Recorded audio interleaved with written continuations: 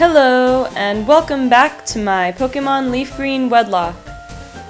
I just had a little training montage there. I got my Pokémon up a few levels. Not quite as much as I was thinking I would, but what I figured I'd do is I'll hold off on the rival battle, I'll go through Viridian Forest, and then maybe if I'm feeling confident, I'll come back to Route 22 before facing the gym.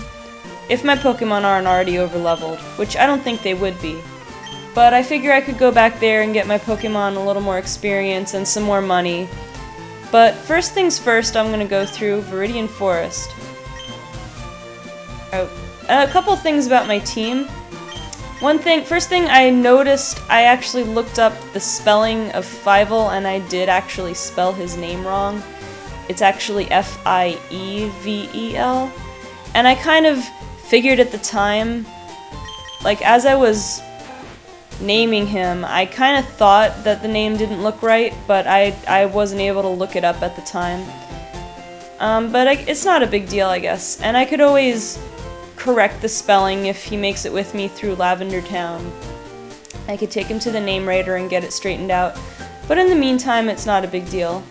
Also, I looked up the two natures that I didn't know. So Fievel's nature, Sassy nature, I found out it actually lowers speed and raises special defense, which for a Rattata is not really a good thing. Although, even though speed is supposed to be Rattata's strongest stat, so it's not good that it's lowered. I'd probably still rather have that than have its defenses lowered or something. So, not the ideal situation. But, I guess it could still be worse. Who else was there? Tweety. Tweety has a naughty nature, which raises attack and lowers special defense. Not necessarily the best one either, but it's not a bad one. It's not a bad nature to have, since Pidgey's a normal and flying type, and normal and flying type attacks are both physical. I'm pretty sure they are. Normal is definitely all physical in this generation. It's probably good for Tweety to have high attack. Lower special defense. I never liked the idea of defense being lowered, especially in a Nuzlocke or a Wedlocke, but at least he has some extra offensive power. But anyway, enough of that. I have another encounter to get over in Viridian Forest. So, let's see. Based on what I could get there, I could get Caterpie, Metapod, Weedle, Kakuna, or Pikachu. But if I remember correctly, Pikachu is pretty extremely rare in Viridian Forest. But hey, you never know. Also, it can be either a male or a female, my encounter here, again, because I have two pairs. So, Viridian Forest will be the first piece of my last pair, should everybody survive. Anyway. Are you going to Viridian Forest? It's a natural maze in there. Be careful you don't get lost. It's not that confusing. The caves are a lot more confusing than Viridian Forest, but it is pretty big. Especially this early in the game, it's kind of annoying to take that on. Yes, I have caught a Rattata already. Alright, Viridian Forest. I came here with some friends to catch some bug Pokémon. They're all itching to get into some Pokémon battles. That's right. My first set of trainer battles is in Viridian Forest too, aside from my rival battle. But first things first, let us find my encounter for Viridian Forest. And it's a Weedle. A female Weedle. Okay, well, I gotta be careful. I have Tweety out. I have to be careful he doesn't get poison. Ooh. Well, let's see. I definitely can't hit it again. It's just a Weedle, so I think a Pokeball should be enough with the health in the yellow.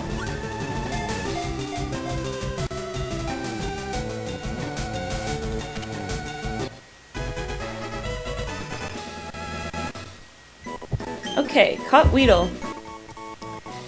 So what I've noticed when in naming my Pokemon so far, other than Bulby, I've been naming them all after cartoon characters. They've all been nostalgic in some way, but they've all been after cartoon characters. So I want to come up with something for Weedle that maybe is nostalgic, but not necessarily just a cartoon character, so I can have a little bit more variety with my naming, while still keeping the sort of de facto theme I have going on. So let me think about it for a moment.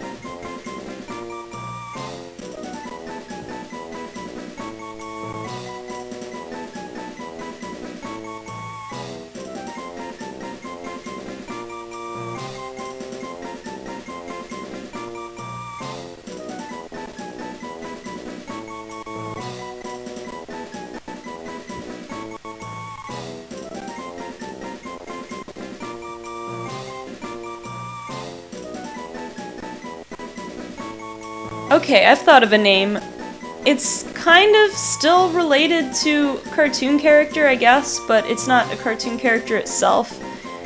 I was making the connection with Weedle eventually evolves into Beedrill, and bees are known for making honey. So I thought I would name her Honey, but with the spelling used in Winnie the Pooh. Because, again, it's another cartoon, but at least the name itself isn't named after a cartoon character. Actually, I don't remember if it had one N or two in that spelling. I think it was 2. Again, now I'm questioning if I misspelled a purposely misspelled word, but again, it's not a big deal. I think it works. Metapod. That would have been bad to catch a Metapod or a Kakuna, because I would not have been able to really raise it until I was able to get another partner for it somewhere else. Because I can only switch with a Pokemon, that Pokemon's partner, but if they don't have a partner, then I can't switch for anybody. And of course, if you catch a Metapod or a Kakuna in the wild, they won't know Tackle or Poison Sting, they'll only know Harden. So it's pretty much impossible to actually battle with them without using the sort of bait and switch technique. But again, I wouldn't have been able to do that because my Viridian Forest Pokemon does not have a partner.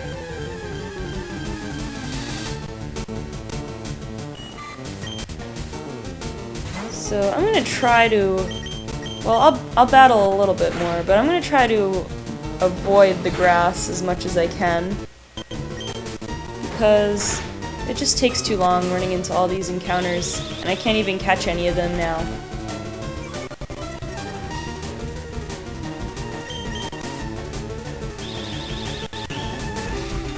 String Shot. It's not a very threatening move, but it's definitely annoying to have your speed lowered if you can't one-shot these bugs. Actually, real quick, let's take a look at Honey. Gentle nature. I need to look that one up too. I should just have a list on hand at all times.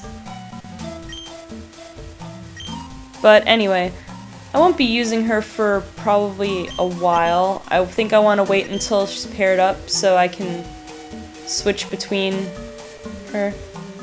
And I just said I was going to avoid the grass, and I took the route through the grass. But I guess that's what I get for trying to talk while I'm playing a game and not really thinking about what I'm doing because I'm thinking about talking the whole time.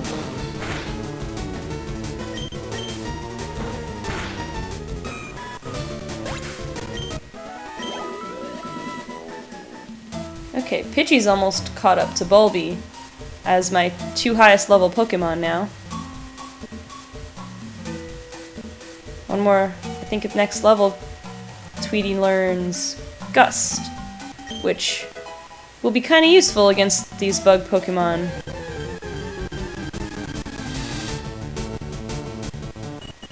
And again, this is the part of the game that I specifically had Bulby in mind for.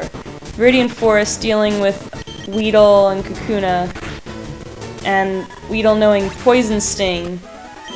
Getting your Pokemon poisoned, especially before 4th generation, really annoying because you would have to... Because you would take damage as you walked if your Pokemon was poisoned. Your poisoned Pokemon would take damage. And that's obviously a Wedlocke or a Wedlocke where your fainted Pokemon die. And the worst feeling in the world is running out of antidotes and having to run to a Pokemon Center and hope that you don't run out of HP. So Bulby's going to be very useful. Being a poison type, she can't be poisoned. Even though she's not particularly strong against bugs, she at least has that defense at this stage. Ah, here we go, Weedle. As I was saying, I'm going to set up a Leech Seed, which I like to do. Some of my favorite combinations with Bulbasaur, Ivysaur, and Venusaur is to set up Toxic or Poison Powder and Leech Seed. Actually, I believe there was a glitch that I never knew about in the 1st generation games, but that I've now since read about, where, I mean, basically the 1st generation games were really buggy because they were kind of put together by a small programming team, I guess, so there were a lot of things that could sort of go wrong and interfere, and a lot of the mechanics didn't work as they intended. And I actually watched a video where someone set up a Leech Seed and Toxic on the same Pokemon, and without knowing exactly how it worked, basically the damage stacked up on itself. Because when Toxic poisons a Pokemon, it starts out doing smaller damage than regular poison, but it grows incrementally every turn, and so after a few turns it's doing massive amounts of damage every turn. But in 1st generation games, in Red and Blue, and I guess Yellow also, if you use Leech Seed on a Pokemon and use Toxic at the same time, the damage would multiply twice as fast, I guess. Like, every turn, the damage would go up basically twice the amount due to Leech Seed, or Leech Seed, the damage that Leech Seed would do would increase. I'm not 100% sure how it worked now. I did watch a video on it once, but basically the summary of that story is that the damage is increased by a lot when you have Leech Seed and Toxic on a Pokemon at the same time. But not anymore. Defeated Bugcatcher Rip. No, Caterpie can't hack it! Yeah, Caterpie can't really hack. He doesn't have... Well, it depends on which sense of the word hack you're using. I don't think Caterpie is a computer programmer. Although, he is a bug. And there are lots of bugs in games, and then you can hack to exploit certain bugs or create certain bugs, so yeah, maybe this analogy can go farther. Another fun terminology, you can't jam out if you're a Pokemon trainer. I'm not sure what you mean by jam out. I'm sure you mean back out of your challenge. But jam out, I don't know, I think about a big boombox, old-fashioned boombox, people breakdancing, or just a group of musicians together playing music. That's what I think about when I think about jamming out.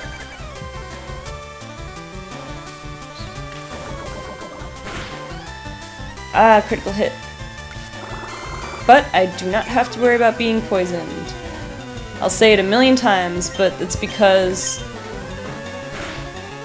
words can really not do justice to how nice it is to not have to worry about poison in Viridian Forest. with Bulby. I guess I just have so many memories when I played Red and Blue like several times when I first had them.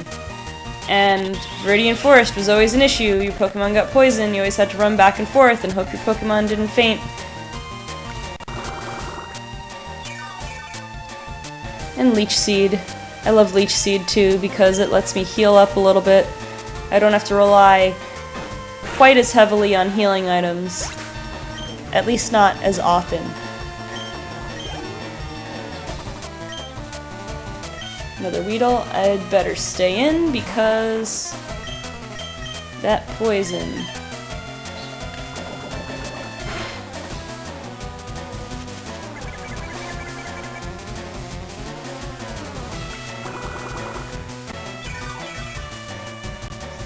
Some of these early battles are a little tedious.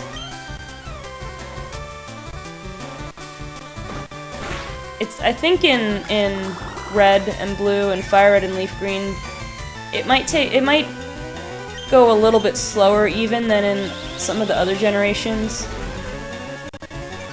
At least that's my recollection of it. But once things get going, it'll be a lot better. Just in the meantime, I have to kind of deal with this initial getting my Pokemon all up to decent levels so that they can sort of fend for themselves. Not fend for themselves, I suppose. Not without me, but I won't always have a weaker Pokemon depending on the stronger Pokemon.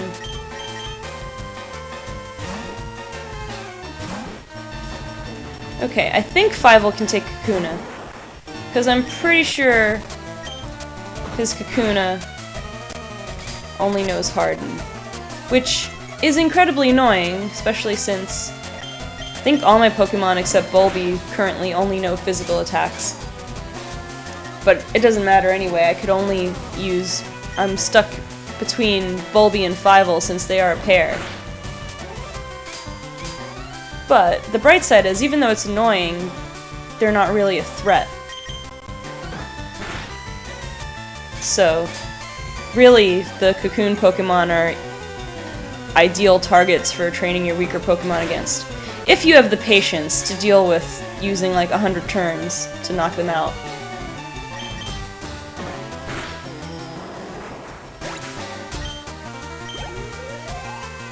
Oh, almost level 8, not quite. Huh? I ran out of Pokemon! That's how it works.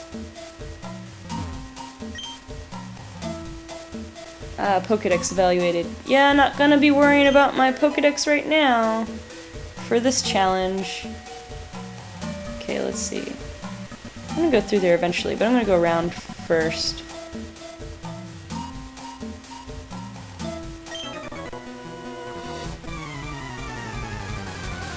Go easy on you. I don't think I'll go easy on you. Let's face it, I can't afford to. I am doing a Wedlocke challenge. Okay, so Fievel should be able to handle Caterpie no problem.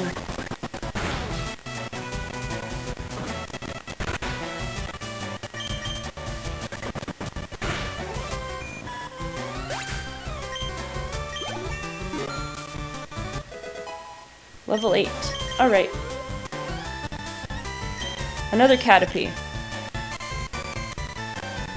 I think you can handle it, right, Fievel? Quick attack.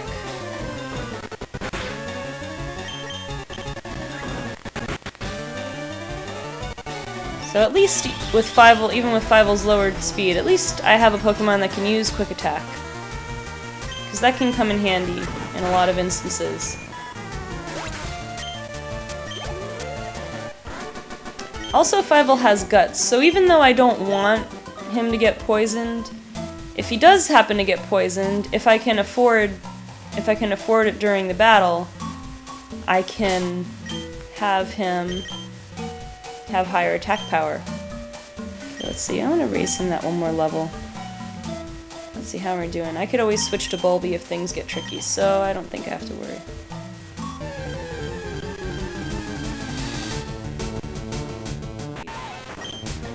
Although, I could just run and wait until I have an easier target. Just in case. I really don't want to take any chances if I don't have to. Alright, Caterpie, I am not threatened by you. Well, I shouldn't speak too soon. Anything can happen. I am significantly less threatened by you than I am by Weedle, though, at this point in time. Ah, need some more to get to level 9. Then I'll switch out.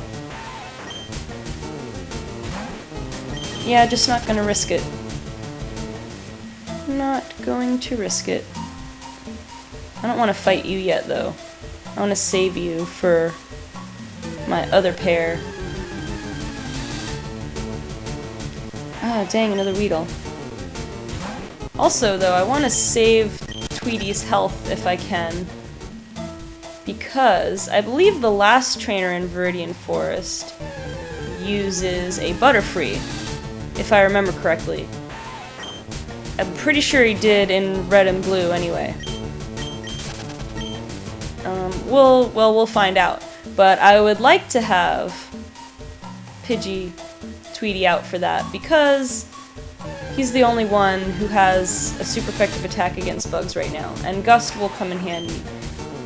Because if it is... it's level 3, I guess I'll try it. Almost one hit. Because if it is a Butterfree, then it will probably have Confusion, which means that Bulby won't be a good choice. Fivel could possibly handle it. But also, though, Jasmine wouldn't be able to handle Confusion. But I think Tweety should be alright. I mean, with Gust being a super effective attack, it's pretty good. It's my best option, probably. The only problem is I think he might be at level 12. I'm not sure. I'm a little hazy on the facts there, but that's how I seem to remember it.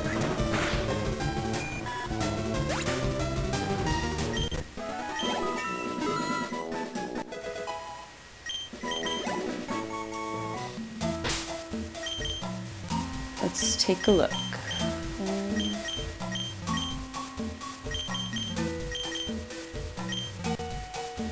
Oh, right. Tweety's health is already down a little bit.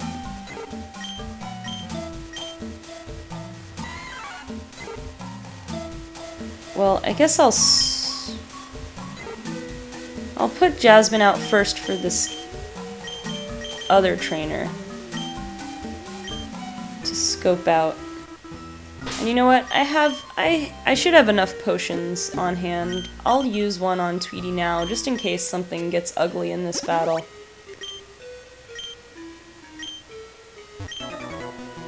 Did you know that Pokémon evolve? No way. Really? Alright, Metapod. Okay, this should be a long but not too stressful battle. Just keep scratching away, Jasmine.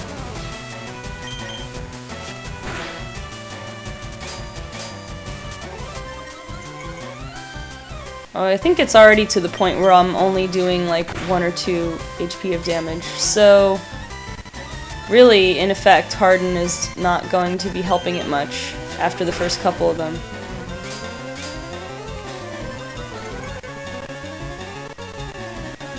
Just keep scratching, just keep scratching, just keep scratching, scratching, scratching. Maybe I should have named you Dory.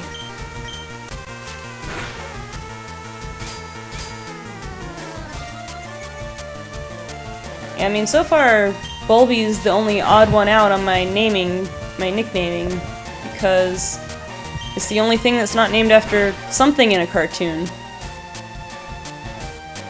But again, I'm going for the generic theme of nostalgia, so it's okay. Okay, one more should do it. And it does. Okay, good job, Jasmine. Oh, almost level 7. Caterpie, you can stay in against Caterpie. It's level 7 though. Let me try a Leer. I still have Tweety I can switch into if this doesn't work. Okay, let's try a Scratch. Alright, not bad.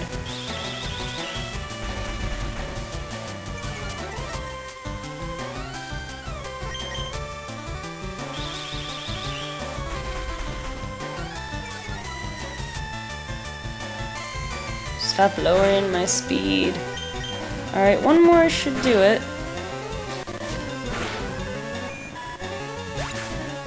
Alright, good job. Level 7.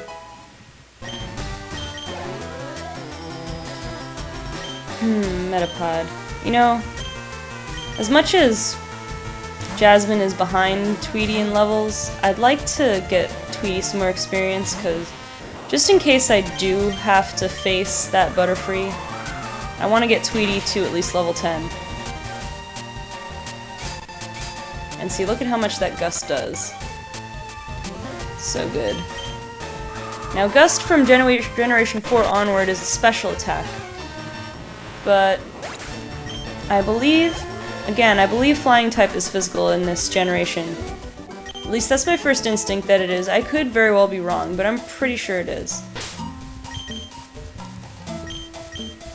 So, in that case, Tweety having a nature that boosts physical attack is really beneficial for both of its stab moves. So I want to see if I can just keep running into Metapod and Kakuna. Actually, this is the last one I need to get him to level 10. So I hope that's going to be enough. Especially since Butterfree is going to be probably using Confusion. And Tweety's special defense is not that great. And I can't switch out for Jasmine because Jasmine won't even be able to take, probably won't even be able to take one hit, so it's not even really worth healing her because I don't think it would do any good. I don't think she outspeeds it. So here we go. Hey, wait up! What's the hurry? Why the rush? At least I think this is the last one. I think this is the end of Viridian Forest, unless it's longer than I remember. One Pokemon. Alright, it's probably... Oh, no, it's Weedle. Okay, well, I don't know what I was thinking. I was expecting a Butterfree. I don't know. Somebody go and check. Maybe in Red and Blue he had a Butterfree, and they decided to take it easy in this case. And just give me a level 9 Weedle. Oh, either way, I'm not complaining. Except that Poison Sting. But it's okay, I have an antidote. And I don't need to use it anyway. Awesome. Okay, so that is a giant relief. Made it through with none of my Pokemon getting poisoned, which is awesome because I'm pretty sure usually it happens like 50 times when I've done this in the past, these games. Let's put Bulby back in front just to make sure nobody gets poisoned. Yep, and here we are at the end of Viridian Forest. Almost at Pewter City. Let's talk to some people. Have you noticed the skinny trees on the roadside? They can be cut down by a special Pokemon move, I hear. That's the other thing I have to keep in mind, is I hope I have a diverse enough team that can learn all the HM moves I need. Do you know the evolution cancel technique? When a Pokemon is evolving, you can stop the process. It's a technique for raising Pokemon the way they are. Yeah, that would be pressing the B button when they start to evolve. Which, I wonder what that translates to in, like, real life. Because they always say that pressing B startles the Pokemon. So I always imagine, like, in real life, it's like you blow up a big balloon and then you pop it, and it shocks them and keeps them from evolving. Many Pokemon live only in forests and caves. You need to be persistent and look everywhere to get different kinds. Ah yes, the infamous cave Pokemon, Geodude and Zubat. Those will be coming up pretty soon. Those will be coming up pretty soon in Mount Moon later on. Okay, so this is Route 2, the same as the route that I caught Tweety on before going to Viridian Forest, so this does not count as a place where I can get another encounter. So I'm gonna skip this for now and head straight over to the Pewter City Pokemon Center. I'm gonna get my Pokemon healed up, and then I think that'll be it for this episode.